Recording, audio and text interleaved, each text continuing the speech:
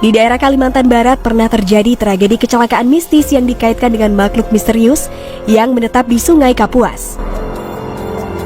Makhluk misterius itu bernama Pauke. Para sejarawan dan juga budayawan mengatakan bahwa kata Puake sendiri berasal dari bahasa Melayu yang berarti besar atau raksasa. Keberadaan Puake sebagai makhluk penjaga Sungai Kapuas diyakini telah ada sejak zaman nenek moyang bangsa Indonesia.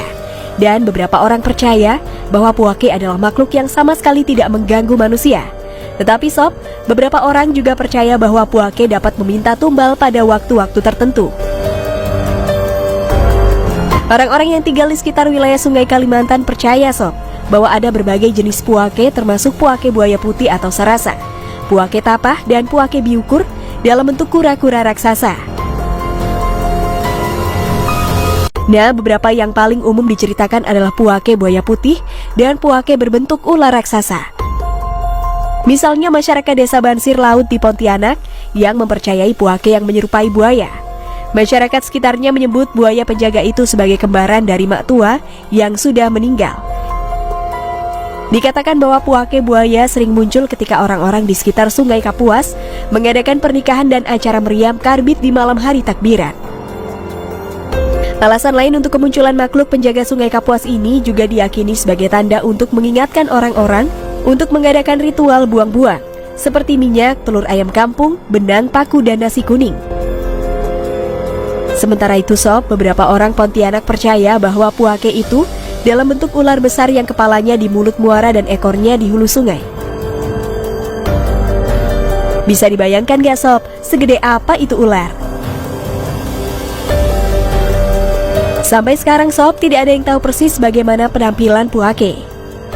Beberapa orang percaya bahwa Puake adalah hewan biasa yang berukuran besar dan selalu bersembunyi. Karena tempat persembunyiannya berada di air yang dalam, tidak ada yang bisa menemukannya. Sementara yang lain mengatakan bahwa Puake adalah hewan besar yang hidup terlalu lama di suatu tempat, sehingga mereka dikendalikan oleh jin atau roh. Karena itu Puake menjadi sejenis siluman dan tidak bisa dilihat dengan mata manusia.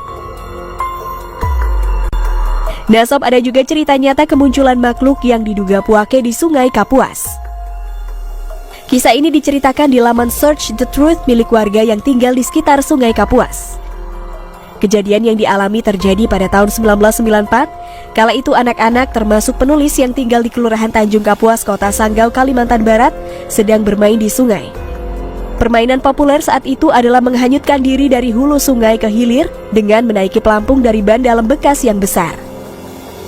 Sambil bermain, anak-anak itu terlampau ramai, ada yang salto dan ada juga yang berkata kotor dan saling melempar makian.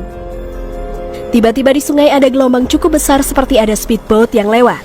Konon katanya langit menjadi mendung padahal sebelumnya cerah. Gelombang tersebut mendekat dan tiba-tiba mengarah pada anak-anak yang bermain hingga terpelanting ke tepi sungai akibat dorongan gelombang yang kuat. Beberapa orang yang tengah mencuci juga terlempar. Hal ini sungguh ganjil mengingat tidak ada apapun yang lewat. Setelah kejadian itu sob, seorang tetua kampung bernama Pak Itam menghampiri anak-anak yang bermain dan mengatakan untuk tidak lagi melakukan hal itu atau ribut dan berkata-kata kotor. Sebab kata Pak Itam, Puake penunggu sungai marah. Terlepas benar atau tidaknya hal itu, sebagian orang-orang di sekitar Sungai Kapuas meyakini jika makhluk misterius tersebut memang ada. Hingga kini sob, Puake memang menjadi kontroversi di tengah masyarakat. Ada banyak pendapat yang disampaikan berbagai pihak. Sayangnya pendapat tersebut sebagian menyangkut hal gaib yang sulit dibuktikan. Tapi dalam kehidupan di dunia ini memang tidak semua hal terlihat. Namun bukan berarti mereka tak ada, bukan?